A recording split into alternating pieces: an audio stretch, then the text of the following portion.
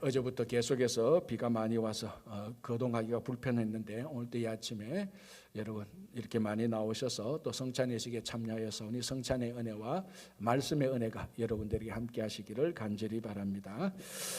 누가복음 18장 보겠습니다. 24절에서 30절.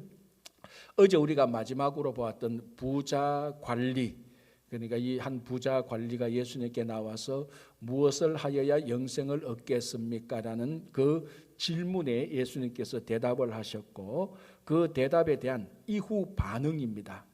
그러니까 부자 관리가 그 예수님의 대답을 듣고, 자, 그 대답이 뭐였습니까? 예수님께서 너가 계명을 다 지켰느냐? 계명을 다 지켜라 하니까 그 계명을 다 지켰고, 자, 그러면은 너가 가진 그 재물을 다 팔아서 가난한 자들에게 나누어주고 나를 따르라 했을 때 이 부자가 큰 부자이므로, 이 사람이 큰 부자이므로 예수님의 그 말씀을 듣고 심히 걱정하고 돌아갔습니다. 그래서 어제 우리가 마지막으로 나눈 말씀이 영생이라는 것은 우리 삶의 엑스트라의 것과 교환할 수 있는 것이 아닙니다.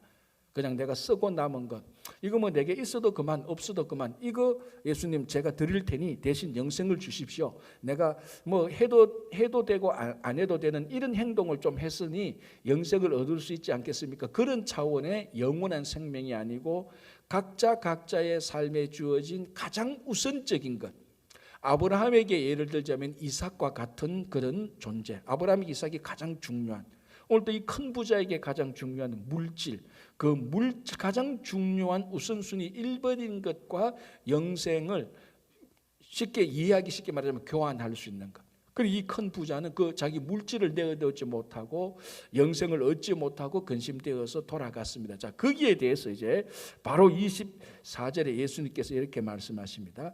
예수께서 그를 보시고 이르시되 그 물질 때문에 걸려 넘어가서 근심하며 돌아가는 그 부자를 보고 말씀하시되 재물이 있는 자는 하나님의 나라에 들어가기가 얼마나 어려운지 낙타가 바늘기로 들어가는 것이 부자가 하나님의 나라에 들어가는 것보다 쉬우니라. 자, 우리가 익히 잘 아는 말씀입니다. 이 말씀에 낙타가 어떻게 바늘기로 들어갑니까? 못 들어가죠. 그만큼 부자가 하나님 나라에 들어가기가 어렵다는 겁니다. 자, 그런데 이 말을 오해하면 안 됩니다. 그러면 모든 부자는 하나님에 못 들어가느냐? 그거 절대로 아니라는 겁니다. 자, 이 말의 의미를 여러분 잘 아실 겁니다. 부자가 왜 하나님 나라에 들어가기 어려운가 하면 부자는 그 재물, 자기가 가장 중요하게 여기는 그 재물을 넘어서지 못하기 때문에, 그게 너무 크기 때문에, 너무 자기에게 중요하기 때문에 그 재물에 걸려서 하나님 나라를 넘어가지 못한다는 말이지, 모든 부자는 반드시 다 하나님 나라 못 가고 지옥 간다, 그런 말은 결코 아닙니다. 자, 이 말의 그럼 원뜻은 뭡니까? 부자만 하나님 나라에 들어가기 어렵습니까? 이렇게 따지자면, 자, 정치가는 자기가 제일 중요하게 생각하는 권력, 그러면은 정말로 한평생 오직 권력만을 추구했던 그런 정치가가 자네에게 당신이 그 권력을 내려놓고 온전히 포기하고 예수님을 따르라 그랬을 때 이 사람이 그렇게 할 수 있겠습니까? 뭐 저는 모르겠는데 우리 한국에서 제가 들었던 말인데, 제가 있었던 도시에서 국회의원만 나오면 무조건 나오는 사람이 있습니다. 근데 한 번도 안 돼요. 7번이나 8번 떨어져요. 사람들이 이해를 못해요. 그래서 패가망신하는 겁니다. 여러분 국회의원 선거하면은 그 돈이 많이 들지 않습니까? 선거도 해야 되고 뭐 등록하는데 등록비도 내야 되고, 그리고 큰 부자한테 다 쫄딱 망했어요. 그런데 거의 가난한, 거의 거지 비슷하게 사는데도 또 국회의원 하면 또 나와요. 그래서 어른들이 하는 얘기를 제가 들었던 기억이 납니다. 저 국회의원 선거 저거는 마약 중독하고 같대요. 자기가 이번에는 꼭 될 것 같대. 이번에는 꼭 될 거야. 그래서 나가서 사람들한테 연설하면 그 돈 봉투 받은 사람들 몇 사람 나와서 박수 치면은 거기에 현혹돼 가지고 야, 이번에는 될 거다. 그래서 거기에 중독돼 가지고 그 국회의원 선거 나온 것을 절대로 못 끊는데요. 저는 잘 이해가 안 돼요. 나가본 적이 없으니까. 우리 대부분 다 이해 못할 겁니다. 그죠?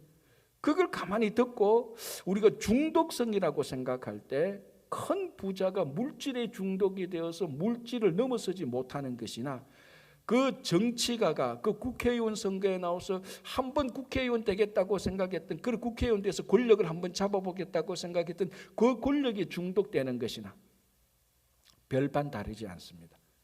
자, 그러면 이렇게 말하면은 그 정치가들 권력 큰 부자의 물질, 우리 같은 사람들하고 좀 거리가 동떨어진 이야기라고 말할 수 있겠지만 이게 권력이나 물질만의 얘기가 아니라는 겁니다. 우리의 삶에 있어서 여러분들이 아주 중요하게 여기는 취미생활 똑같은 것입니다.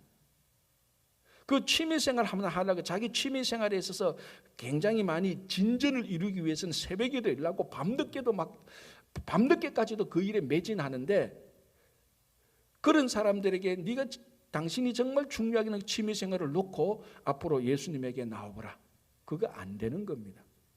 우리 흔히 하는 말이 있지 않습니까? 골프 치는 사람들 새벽 일나서 골프 치러는 가도 새벽 일나서 새벽 기도는 한 번도 못 나오잖아요. 그 같은 맥락이에요. 사실은 우리 일상적인 삶에서 같은 맥락입니다. 이 부자가 재물을 다른 건 다 했다 그랬잖아요. 어제 그죠? 다른 건 다 했습니다. 뭡니까? 간음하지 말고, 살인하지 말고, 도둑질하지 말고, 거짓 증언하지 말고, 부모를 공경하라, 이것까지도 다 했습니다. 그러나 자기 삶의 가장 중요한 우선순위 1번은 아직 살짝 피했습니다. 마지막 예수님께서 그걸 친 거죠. 우리에게 똑같습니다. 우리는 큰 부자가 아니어서 어쩌면 이 부자만큼 물질에 대한 어마어마한 중독성은 아닐 수가 있을 것입니다. 그러나 우리 각자가 가장 중요하게 생각하는 우선순위가, 제일 중요하게 생각하고 있는 바로 그것이 예수님보다 더 중요하게 여기게 될 때, 하나님 나라보다 더 중요한 가치를 가지게 될 때, 그것을 놓고 예수님을 따르라 그럴 때 못 따르는 경우하고 똑같습니다. 그러니까 그런 부자는, 그러니까 그런 정치가는, 그런 어떤 자기가 가지고 있는 취미생활에 중독된 자는 낙타가 바늘기로 들어가는 것만큼이나 천국에 들어가기 어렵다는 거예요. 그럼 가만히 생각해 보면요, 자기가 제일 중요하게 생각하고 자기가 가장 우선순위로 생각하는 것, 그거는 뭡니까? 자기가 사람들 앞에 가장 내세울 수 있는 자랑거리입니다. 그렇죠? 부자가 가장 사람들한테 내세울 게 뭡니까? 물질 아닙니까? 정치가가 가장 내세울 것은 권력입니다. 그 가장 사람들한테 자랑스럽게 내세우는 것, 그것 때문에 걸려서 하나님 나라 못 들어가는 경우하고 똑같습니다. 우리가 좀 더 이렇게 보면 됐습니다. 어떤 사람들은 보면 참 안타까운 게 하나님으로부터 받은 은혜 때문에 하나님 나라 못 들어가는 경우가 있어요. 그 은혜를 세속화시킴으로 말미암아, 그 은혜, 하나님께서 우리에게 주신 그 은혜를 가지고 하나님의 나라를 위해서 잘 한평생 살아가야 되는데, 하나님께서 주신 그 은혜, 하나님께서 주신 그 뭡니까? 은혜라고 하면 여러 가지, 하나님께서 주신 그 물질들, 은사, 재능들, 이런 것들이 오히려 하나님 나라 들어가는데 방해물이 되는 겁니다. 그럼 어떻게 보면 굉장히 우리가 정말로 조심해야 되는 겁니다. 하나님으로부터 받은 그 은혜가 세속화될 때 바로 그것이 하나님 나라 들어가는데 방해물, 스칸달론, 장애물이 될 수 있다는 것이. 자, 한번 보시기 바랍니다. 자, 그러니까 베드로가 이렇게 말합니다. 28절에 베드로가 여짜오되 보옵소서, 우리가 우리의 것을 다 버리고 주를 따랐나이다. 자, 그 말씀을 부자 관리하는 얘기 다 들으니까 베드로가 우리는 주님을 따를 때 다 버리고 따랐단 말이죠. 배와 거물과 부친을 다 버리고 따랐습니다. 정말 잘한 것이죠. 물론 아직까지 예수님이 온전히 십자가에 달려 돌아가시고 그 십자가 구원의 은혜로 자기들을 구원할, 그 보혈의 공로로 자기들을 구원할 것이라는 그 정도까지는 아직 모르지만, 어쨌든 예수님을 따라가기 위해서 자기들이 가진 것을, 모든 것을 버리고 예수님을 따라간 것만은 정말 이거는 칭찬받을 일입니다. 자, 그러니 29절에 예수님께서 이렇게 말합니다. 이르시되 내가 진실로 너희에게 이르노니 하나님의 나라를 위하여 집이나 아내나 형제나 부모나 자녀를 버린 자는, 그러니까 하나님의 나라를 위해서 제일 중요하게 생각하고 그 외에 모든 것을 내려놓은 자는 30절 현세의 여러 배를 받고 내세의 영생을 받지 못할 자가 없다. 다시 간단하게 말하면 현세와 내세에서 영원한 삶을 살게 된다는 것입니다. 그러니까 우리 신앙은 어떻게 보면은 이제 초신자들이 이렇게 이제 처음 예수를 믿는 사람들한테 예수님을 따라가기 위해서 오늘 이 제자들처럼 배와 거물과 부친을 버려두고 이렇게 막 하면 굉장히 혼란스럽습니다. 내가 예수 믿어가 괜히 손해 보는 거 아닌지, 내가 예수 믿어가지고 이 다 패가 망신하는 거 아닌지 그런 생각이 들 때가 있답니다. 그러면 이 괜히 교회 와가지고 예수 믿어가지고 이거 뭐 내가 다 망하는 거 아닌가 그런 생각이 들죠. 처음 예수를 믿으면 그런 생각이 듭니다. 논리적으로 생각해 보면. 그러나 단 한 번도 예수님께서 예수님을 따르기 위하여서 배와 거물과 부친을 버려둔 자기 것을 포기하고 내려둔 그 사람에게 하나님은 망하게 한 적이 없습니다. 그걸 내려놓는 순간부터 정말로 귀한 영원한 하나님 나라의 생명을 우리에게 이 땅에 살아가는 동안에 주셔서 그때부터 영원한 생명을 살게 하는 것입니다. 어제도 말씀드렸죠. 우리가 사는 영생이라는 것은 죽어서만 가는 게 아니지 않습니까?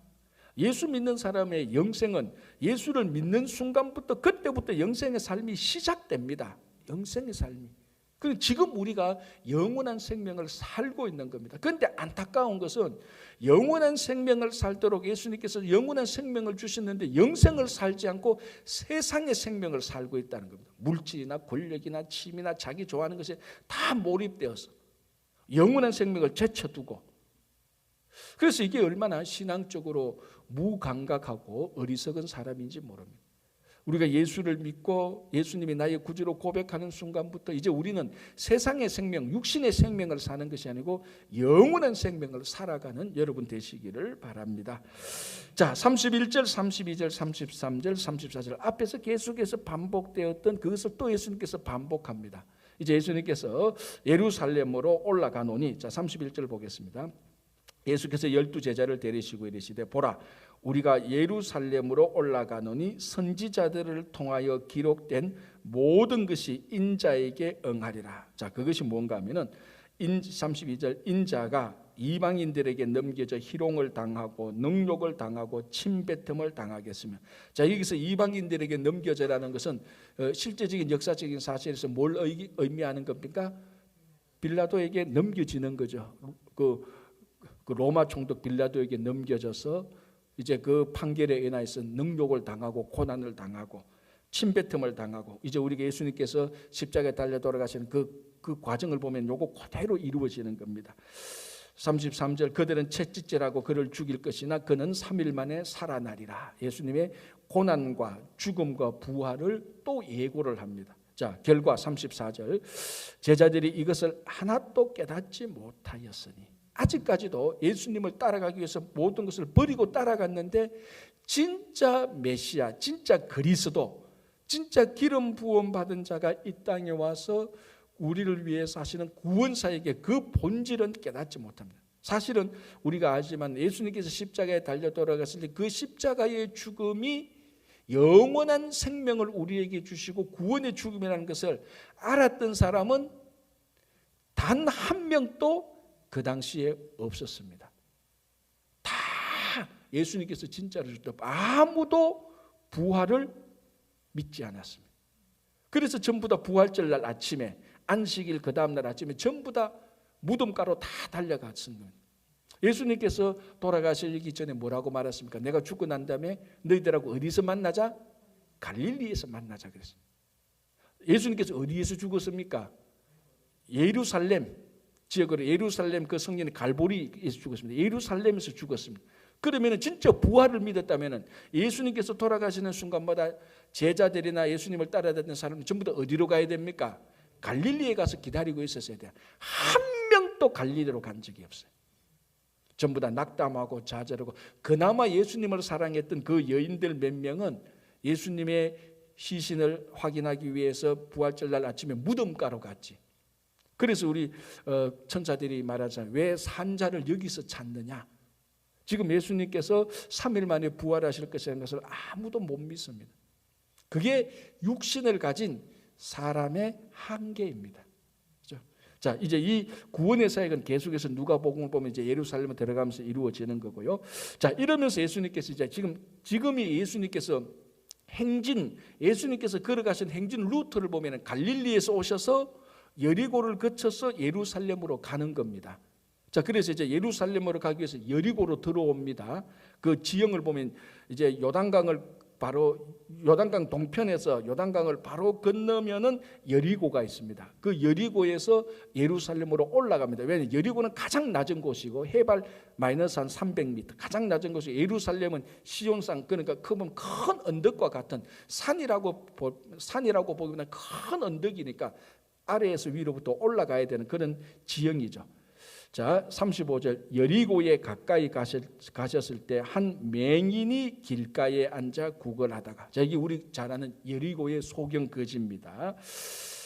무리가 지나감을 듣고 이 무슨 일이냐고 물은데 그들이 나사렛 예수께서 지나가신다 하니, 자, 이 맹인이 안 보이니까 뭐 사람들이 왁작왁작하고 와, 뭐 사람들이 뭐 이리 가고 저리 가고 하니까 이 뭔가 지금 행사를 하는 것 같다, 무슨 일이 생긴 것 같다, 직감적으로 아는 거죠. 그래서 사람을 불렀습니다. 무슨 일이요 하니까 안 들어봐서 나사렛 예수라는 사람이 이까지 왔어.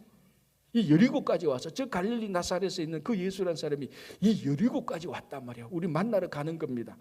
그 얘기를 딱 듣고 어떻게 됩니까? 38절에 맹인이 외쳐 이르되 다윗의 자손 예수여 나를 불쌍히 여기소서. 자, 마침 이제 그 예수께서 그 예수님께서 이 맹인이 있는 그 앞으로 막 지나갑니다. 그러니까 뭐 바로 앞에 지나가서 다 손만 내뻗으면은 그 만질 때는 그곳이 아니니까 어느 정도 감으로 잡으면 지금 앞으로 지나간다 그 감이 있으니까 거기서 막 고함을 지르는 겁니다. 자기 좀 봐달라고. 내가 당신을 못 보니 그렇잖아요. 내가 당신을 못 보니 당신이 나를 좀 봐달라, 그런 의미예요. 그래서 외치는데 그 외치는 호칭이 뭡니까? 다윗의 자손 예수여라고. 자, 이 맹인은 앞에서 지금 지나가는 사람이 나사렛 예수란 말을 들었습니다. 그러면 당연히 우리가 뭐라고 외쳐야 됩니까? 나사렛 예수여라고 외쳐야 되는 거예요. 그런데 이 맹인은 나사렛 예수가 아니고 다윗의 자손 예수라고 외칩니다. 자, 이 맹인은 예수님에 대해서 이전에 들었을까요? 안 들었을까요? 100% 들었죠.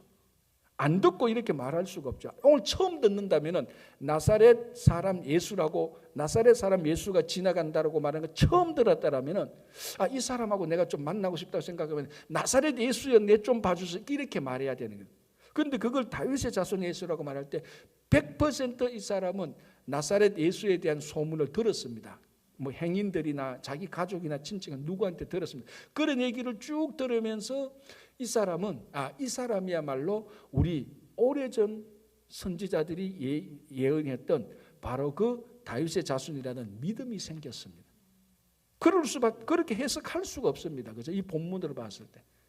그래서 사람들은 나사렛 예수란 뜻이 뭡니까? 나사렛 출신이란 말 아닙니까? 나사렛 출신 예수. 그러니까 아직까지 사람들이 나사렛 예수라고 말할 때는 여전히 랍비, 위대한 선생 정도, 아니면 위대한 선지자 정도, 아니면 위대한 사상가 정도, 물론 마음속으로는 혹시 이분이 메시아가 아닌가라는 그런 많은 사람들의 마음속에 심중적인 그런 어떤 움직임은 분명히 있었습니다, 이때. 그러나 아직도 이 메시아라고 부르기에는 뭐 여러 가지로 부족하니까, 또 자기들이 지금 계속해서 눈여겨보고 있는 그런 가운데 이 맹인은, 여리고에 있는 맹인은 한 번도 예수님에 대해서 만나지 못하고 손잡아 보지 못했지만 그런 얘기를 듣고 오래된 이야기를 알고 있지 않습니까? 구전을 통해서 알고 있으면서 이 맹인은 이분이야말로 바로 우리 이사야가 말했던, 에레미야가 말했던, 하박국 선지자가 말했던, 말라기 선지자가 말했던, 우리의 많은 선지자들이 예견했던 바로 그 메시아 다윗의 자손이고라고 확신하고 있습니다. 그래서 다윗의 자손이라고 막 외칩니다. 불쌍히 여겨달라. 그러니까 사람들이 막 제지하죠. 지금 막 가만히 있어라, 지금 고함 칠 때가 아니다 하면 막 이렇게 이제 막 억누릅니다. 자, 39절 앞서가는 자들이 그를 꾸짖어 잠잠하라 하되 그가 더욱 크게 소리질러 다윗의 자손이여 나를 불쌍히 여기소서. 얼마나 고함을 크게 질렀는가 하면 그 왁자지껄한 가운데서 예수님께서 그 소리를 듣습니다. 다 들릴 수밖에 없겠죠. 왜? 이 사람 한 명만 다윗의 자손이라고 말하거든. 다른 사람은 다 뭐 랍비요 뭐 나사렛 사람이 다 이렇게 얘기를 하는데 저기서 뭔가 모르게 계속해서 반복해서 큰 소리를 지르는 소리, 다윗의 자손 예수라고 말합니다. 아니 이 여리고에 예수님께서 여리고에 처음 오지 않습니까? 이 여리고에 처음 왔는데 누군가가 나를 다윗의 자손이라고 부르는 소리를 딱 듣게 돼요. 자, 40절 예수께서 머물러 서서 가다가 서서 말씀하십니다. 데려오라. 도대체 여기 누군데 나를 다윗의 자손이라고 말을 하는가? 데려오라. 자, 40절 예수께서 머물러 서서 명하여 데려오라 하셨더니 그가 가까이 오며 물어 이르시되 내게 무엇을 하여 주기를 원하느냐? 이르되 주여 보기를 원하나이다. 예수께서 그에게 이르시되 보라 내 믿음이 너를 구원하였느니라. 이렇게 해서 치유를 받습니다. 여기까지는 마태복음 또 마가복음 또 이 기록을 하고 있는데 누가복음은 하나 더 말씀하고 있습니다. 그게 뭔가 하면 40절 곧 보게 되어 하나님께 영광을 돌리며 예수를 따르니 백성이 다 이를 보고 하나님을 찬양하니라. 자, 이 맹인 거지가 잘한 것은 첫 번째 잘한 것은 진짜 믿음이 있었습니다. 나사렛 예수라는 소리를 듣고 오랫동부터 그 사람은 우리 선지자들이 오래된 선지자들이 예언했던 그 메시아라는 믿음이 있었고 그 믿음으로 오늘 치유함을 받았습니다. 자, 요까지는 뭐하고 같은가 하면 우리가 앞에서 본 것처럼 10명의 나병 환자들이 치유함을 받은 것하고 같습니다. 10명의 나병 환자들도 자기들을 불쌍히 여기소서 하고 치유를 받았지 않습니까? 그래서 예수님께서 너희들 몸을 제사장에게 가서 보여라. 그래서 10명이 다 그 믿음을 가지고 고쳐질 것이라는 믿음을 가지고 자 10명의 나은 자가 고쳐지는 것은 고쳐짐을 받고 나은 그 제사장으로 간 게 아닙니다. 가는 도중에 on the way 가는 도중에 치유함을 받았죠. 그러니까 믿음을 가지고 갔단 말이죠. 치유받고 제사장에 간 게 아니고 제사장에 가라고 하니 믿음을 가지고 제사장으로 가는 도중에서 치유함을 받았습니다. 그래서 이 10명의 나은 자들 믿음은 참 좋았습니다. 지금 이 거지도 마찬가지입니다. 그런데 우리가 앞에서 본 것처럼 한 사람만 다시 돌아와서 예수님께 감사하고 영광을 돌렸습니다. 자, 이 소경 거지들 믿음으로 구원받았습니다. 눈을 떴습니다. 치유받았습니다. 자, 그리고 뭡니까? 43절에 곧 보게 되어 자, 그 다음에 하나님께 영광을 돌리며 예수를 따르니 자, 믿음으로 구원받고 믿음으로 치유함을 받고 하나님께 영광을 돌리는 무슨 말인가 하면은 그 10명의 나병 환자 가운데 한 명이 자기 믿음, 자기 구원과 치유함에 자기 치유함을 받은 것에 대한 반응을 보인 거죠. 감사한 거죠. 감사를 드린 겁니다. 오늘도 이 맹인 거지는 이 여리고에 있는 맹인은 자기가 치유함을 받고 하나님께 영광을 돌리고 예수를 따르는 그 이후 치유와 구원 이후의 삶의 반응이 나타나 있습니다. 이게 우리에게 참 중요한 겁니다. 우리가 말하자면 은혜를 받는 것도 중요하죠. 그래 은혜를 받고 난 다음에 이 은혜를 어떻게 하나님의 영광을 쓰는가 그 쉽게 말하면 후속 조치 그게 굉장히 중요한 겁니다. 그걸 우리는 반응이라고 말을 합니다. 자, 이 맹인은 자기가 치유함을 받고 하나님께 영광을 돌리는 반응을 보였습니다. 그리고 예수를 따라갔습니다. 그러니까 사람들이 이를 보고 하나님을 찬양했습니다. 전형적으로 하나님께 영광이 나타난 것이죠. 자, 여러분 이게 90대 10 법칙이 있습니다. 우리 인생을 살아가는데 무슨가 하면 90대 10의 법칙이 뭔가 하면 10은 뭔가 하면 1%, 그게 10%죠. 한 사람의 인생을 결정하는 것은 10% 한 사람의 인생을 결정하는 것은 자기 삶에 일어난 일이 그 사람에게 결정하는데 그게 10%라는 겁니다. 예를 들어서 자 우리가 미국 왔습니다. 자 우리가 이 미국 온 것은 우리 삶에 실제적으로 일어난 일이죠. 이게 우리 삶에 얼마만큼 영향을 미치는가 하면 10%밖에 영향을 안 미친대요. 그럼 나머지 90%는 뭐냐? 그 일어난 일에 대한 반응이 마지막 90%를 결정한다는 것. 무슨 말인가 하면 일어난 일보다 그 일어난 일에 대해서 어떻게 반응을 보이느냐에 따라서 인생의 90%는 그 반응의 90%가 우리 인생을 결정하는데 그건 반응이라는 겁니다. 그러니까 똑같은 사람이 고난을 당합니다.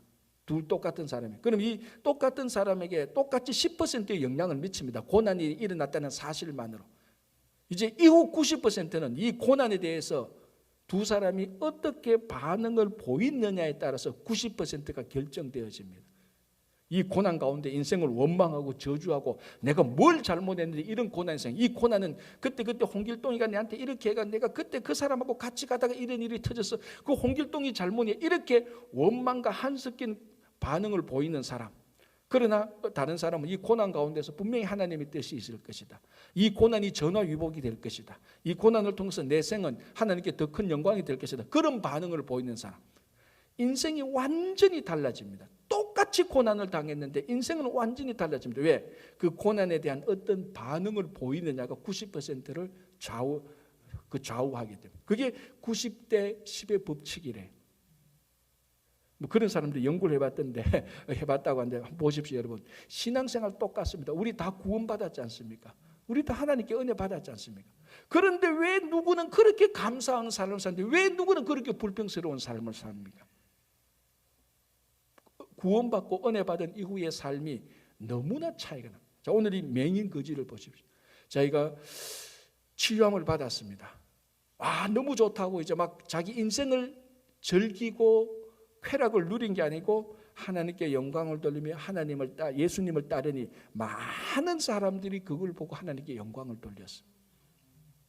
우리 성도의 삶이 바로 이 구원받은 이후의 삶이, 구원에 대한 반응의 삶이 오늘 이 예리고의 소경거지가 우리들에게 중요한 교훈을 줍니다. 우리 다 구원받았고 다 은혜 받은 사람입니다. 이까지는 다 똑같습니다.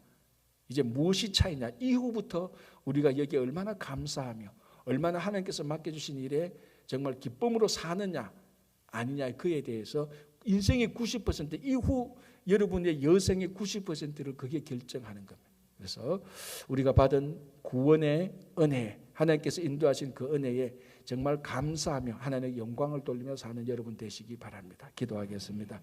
하나님 감사합니다. 이른 아침에 어제부터 비가 와서 오는 발걸음이 많이 불편했지만 이른 아침에 주님께 나와 성찬에 참여하며 주님의 말씀을 함께 나눕니다.